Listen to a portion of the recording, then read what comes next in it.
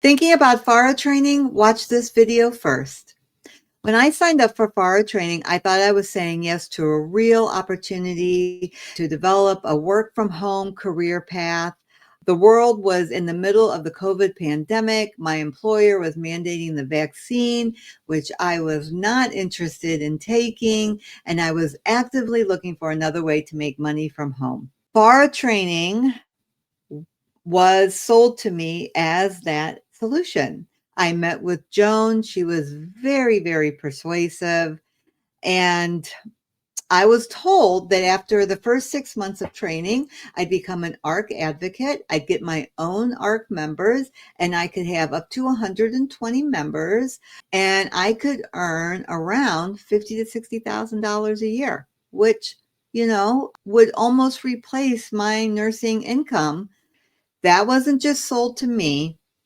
That was the promise made to many people who signed up for her training. And it never came true for anyone. I don't know of a single advocate that ever had 100 to 120 members. At one point, I did have 27, 28 members, somewhere around that. That didn't happen because the ARC was booming and thriving, and we were getting a bunch of members. It happened because an advocate who was training me suddenly and abruptly left, and I took over her members. I did have some members of my own at the time, and taking over her members gave me around 27, 28 members altogether. I remember feeling shocked and confused and very curious about what happened. Anne was an amazing advocate. I admired her.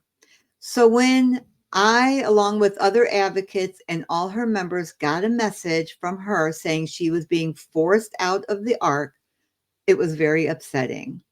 I found myself very upset, not with the ARC. I was upset with Anne.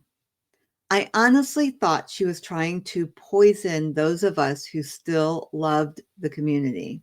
And I thought, why? Why would she do this?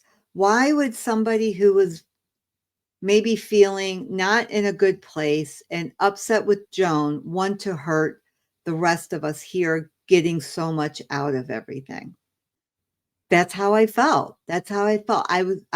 So I'm not going to lie. I was deeply troubled by how Anne left the community.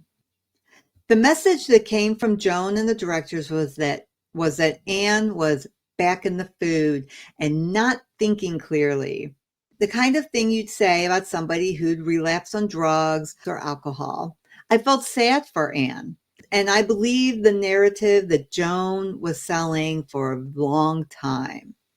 Because anybody who had a disagreement with Joan or left abruptly, or, well, not even abruptly, who just left the community, somebody in very high standard, somebody who had a very high position within the community who then left, was often portrayed as somebody who was back in the food and therefore were not in a clear mind. And that is a pattern that later I start to notice within the art community. But within a day or two of Anne leaving, another FARA trainee made a bold and public announcement when she left the community, and that was Kelly. When Kelly left, she posted a warning in the Facebook community and in all of the art groups that she was part of. I still have that message, and I want to read it to you now. Do not join the ARC as an ARC manager. Once you pay to become a manager, you have no recourse. There are no signed contracts to become a manager. Dr. Joan Iflin created a free Facebook page and wrote the book, Processed Food Addiction, to run a pyramid scheme by getting members to pay $3,000. Some paid $1,500, some paid $2,000, and others paid more, with no option for a refund. I do not want others to fall prey to Dr. Joan Iflin's self-serving, narcissistic community. Dr. Joan Iflin sells the idea that when you join the ARC management program, you earn your money back within 6 months. Unfortunately, the program is a dictatorship. If Dr. Joan Iflin does not want you as a manager for whatever reason, you will not be an ARC manager and will not earn your money back. I saw this happen to numerous managers. If an issue arises as a manager, you will not get your money back. If you ask for your money back, you are booted from the program, deleted from all Facebook groups, deleted from all messenger groups. I chose not to become a manager because it was made clear to me by two directors that I had to make a decision between my recovery and being a manager. Having both was and is not an option in the ARC. When I was vulnerable and shared something 3 months later, it was used against me in a meeting with the directors. I attempted to discuss my concerns directly with Joan and was denied. For 3 weeks, we went back and forth in an email with several people at the ARC having access to read our private correspondence. I made it clear that I was no longer willing to put anything in writing that would put me in vulnerable position, and she used it against me again. Dr. Jones finally agreed to have a meeting with me and one other director. I made it clear I was not comfortable having two people against one. I asked if she could see it from my perspective. I was told it was not an option. Within the ARC Manager program, there is a mentality of bullying. I recommend you keep your hard-earned money and not join as a manager. Kelly posted this as a warning to ARC members not to join AMT or the ARC Manager Training, which is now called FARA or Food Addiction Recovery Advocate. It's the same training, just a different name. As I took on more roles within the ARC community, these two incidents with Ann and Kelly kept popping up in my mind. Every time something troubling happened, I would remember what they said and how much it lined up with what I was seeing from the inside. The more embedded I became in the ARC, the more I realized that what Ann and Kelly had warned about, or what they were trying to warn about, was true. I started to realize Ann and Kelly weren't trying to hurt the ARC. They were trying to protect the people inside the ARC, the members. People have asked me, why don't you just leave quietly? And the answer is because I see harm happening and I just can't turn away from that. I see now that that's what Ann and Kelly were trying to warn against also. They saw the harm. They saw what was happening. They saw the manipulation.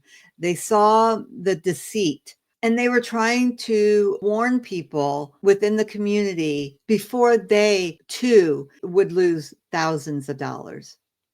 In my experience, Joan is very good at blowing smoke. That's what I call it. She's a master at it. She's a master manipulator. I'm not a psychiatrist, but what I've learned and what I've seen, I see a lot of the same patterns and techniques that show up in high control groups and cult-like environments reflected in the way the ARC operates. I want to pause here and talk directly to anyone thinking about enrolling in FARA training. Before you sign up, ask yourself, why this? Why this training? What is the purpose in taking this training? What exactly are you hoping to get out of it? If your goal is to become a health coach, you need to understand something really clearly.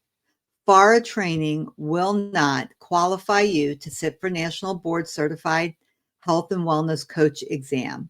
If your goal is to be NBHWC certified, to get that certification, there are many programs out there that do meet those standards. The FARA training by Joan Iflin, Dr. Joan Iflin, is not one of them. One example is another program I completed, the Primal Health Coach Institute. In that program, I learned how different foods affect the body, real science on metabolism, hormones, stress, and disease, solid evidence-based information about food and lifestyle. You will not get that kind of comprehensive education in FARA. It teaches on stress, yes, but not in the broader science-grounded way a legitimate health coaching program does. If you want something specifically oriented around sugar and food addiction that is NBHWC accredited, accredited by the National Board of Health and Wellness Coaches, there are programs out there like the ones that Mike Collins, who runs the Quit Sugar Summit, is a part of, which is listed on the NBHWC accreditation. And I believe the name of that is called Sugar Detox and Addiction Coach Certification. Grow your health practice, social influence, client impact, and steady stream income in just 7 weeks. Compare 7 weeks to, hold on, I'm gonna figure out the weeks here for you. The FARA training certification takes at minimum 78 weeks. So 7 weeks, 78 weeks. But my guess it's going to, well, not a guess, by the data shows that totally complete the FARA training and earn your certification, it's a minimum of 18 months, but will take you more like 2+ years. So that would come out to 104 weeks. Something to think about. In reality, FARA is mainly geared toward training someone to be an advocate within the ARC community under Jones structure and rules. To me, that raises a very serious question. Will the ARC even be around long enough to use your certification? Given Jones' age and the community is having trouble financially supporting itself, is the Addiction Reset community even going to be around another 2 years, long enough for you to even complete the certification process? Questions if you're considering the FARA training, then you meet with Joan to maybe put forth to her before spending thousands of dollars on a program that you may never even see the completion of. Let's talk about actual completion data. Although the ARC promotes FARA as an 18-month certification program, my analysis of the completion numbers shows the average time to complete it is closer to 24 months, about 2 years, and likely getting longer. Why? Because of internal changes to how the ARC runs. Previously, new members were immediately assigned to advocates. The structure of FARA requires that to finish phase 2, now FARA training is in 2 phases. Phase 1 is a minimum of 6 months. Phase 2 is a minimum of 12 months, which is where earlier I stated that it's a minimum of 18 months or 78 weeks to do the FARA training. That's why. So the structure of FARA requires that to finish phase 2, an advocate has to manage members for 12 months. That's what phase 2 is about. But now new members entering the ARC go straight to Joan and stay with her for an undetermined amount of time. That means new advocates who have completed phase 1 and are technically ready to manage members are stuck waiting for new members to even show up. The membership has been dropping. And that's a whole other video for another time. But the membership, the amount of people joining the Addiction Reset community has dropped off by over 50% in the last year. So you're waiting for new members, waiting to be assigned anyone at all because Joan is taking all the new members first. Since phase 2 doesn't start until the date you get your first member, the timeline to finish FARA just keeps getting longer and longer. It's just getting stretched out. So that's why I say that you're probably now looking at well over 2 years to complete your FARA certification if you were to join today. On top of that, when I signed up, ARC membership was included with FARA training. In November 2023, That changed. Now ARC membership is separate and it costs $59 a month and is required to you are required to stay in the ARC as an ARC member in order to complete your FARA training. So the longer your certification is delayed, the more monthly membership fees the ARC receives. If you stop paying, you don't get your certification. How many people actually finish FARA training? Here's what my calculations show. From the information I have, from my experience and what I have seen, nearly 270 people have signed up for the FARA or AMT program. That includes phase 1 and phase 2. About 60% of those drop out, never complete, quit, walk away. About 55 have actually completed phase 1. So 55 people who have, of the 270 people who have signed up for her program, 55 have completed phase 1, the first part of it. Of those, about 25 have completed phase 2 and went on to become fully FARA certified. I'm one of those people.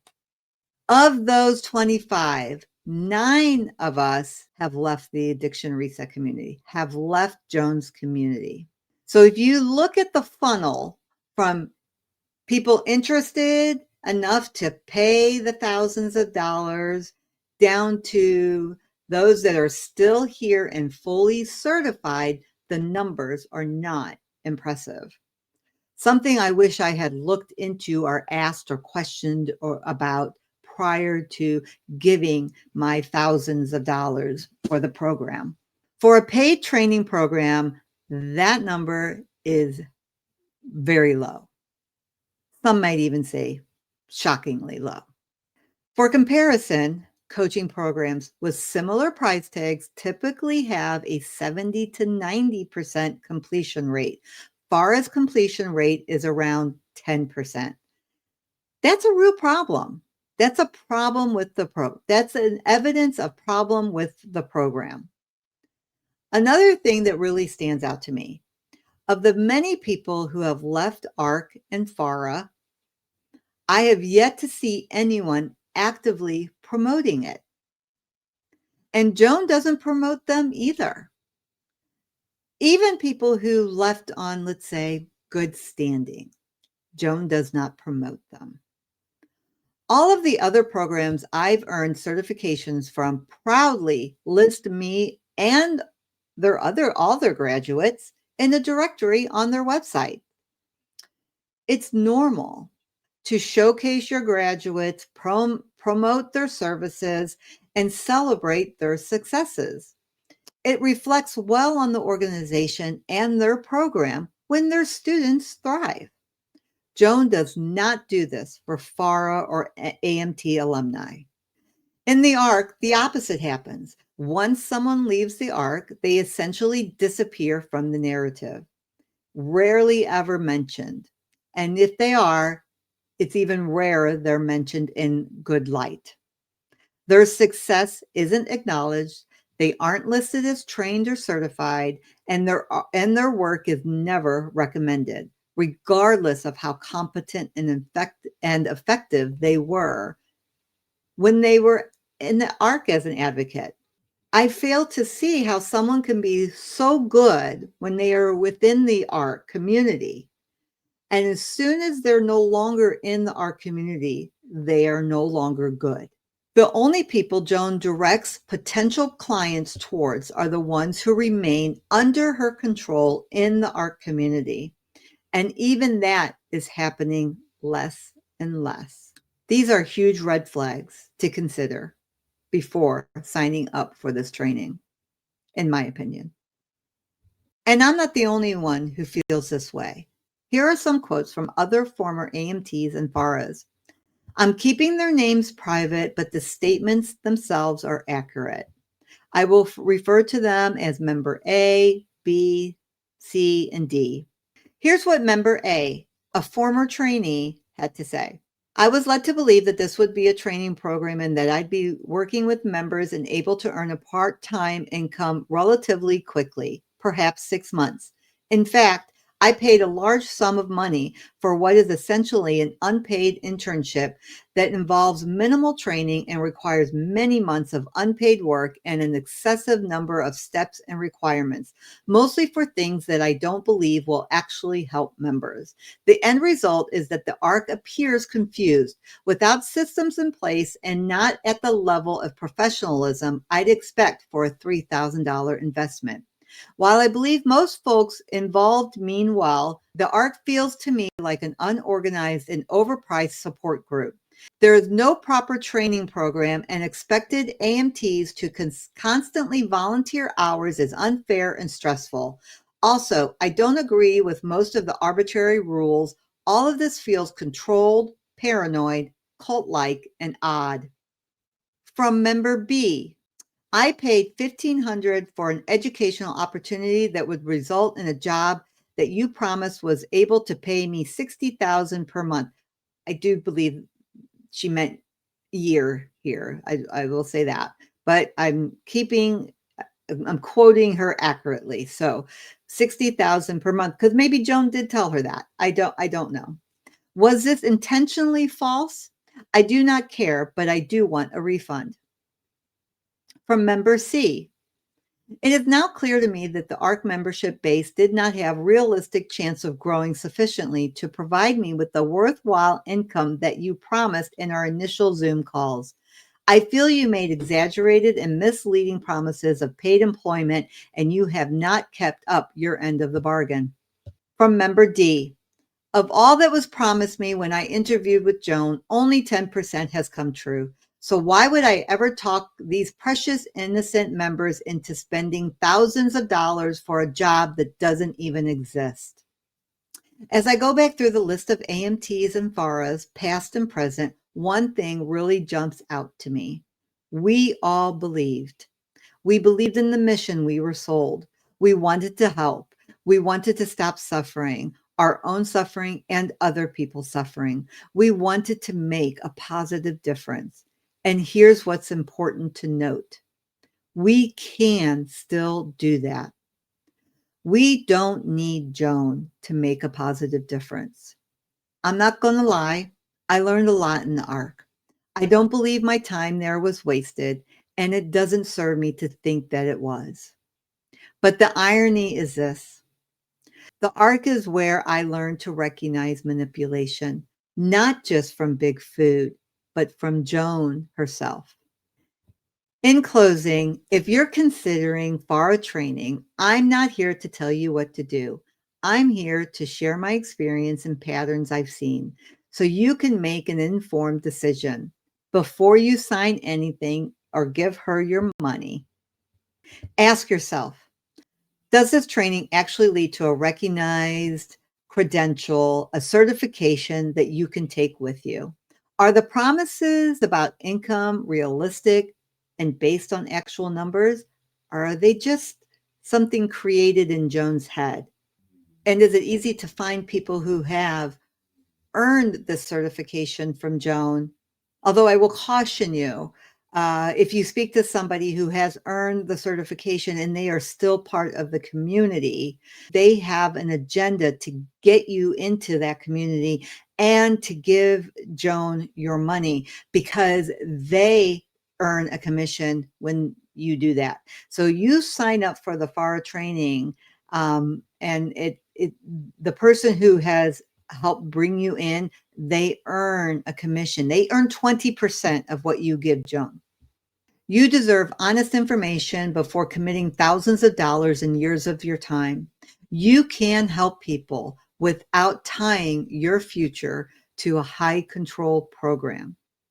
Go get yourself a certification that means something that you can take with you. If this was helpful, stay tuned. I'll be sharing more about the FARA training program, and I will pin it here or somewhere here. Have any questions or just want to share your thoughts? Drop them in the comments below. Thanks for watching, and I will see you soon.